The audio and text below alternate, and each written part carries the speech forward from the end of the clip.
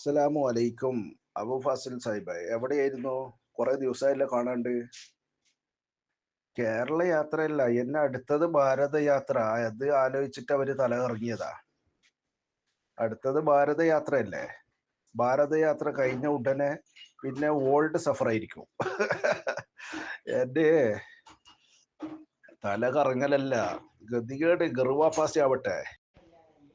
ഉസ്താദ്, നിങ്ങൾ ഭാരതയാത്രയല്ല, കേരള യാത്രയേക്കാൾ വലിയ ഭാരതയാത്രയല്ല, ലോകയാത്ര നടത്തിയെന്ന് വെച്ചാൽ മൈലമാർ മുജാഹിദുകളുടെ ആദർശത്തിൻ്റെ അങ്ങനെ ഉണ്ടാവില്ല.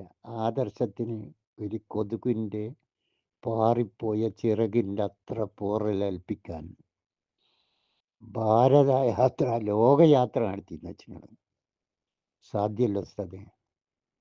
മുജാഹിദ് ആദർശം അള്ളാഹിനെ മാത്രം ആരാധിക്കുന്ന ആദർശ.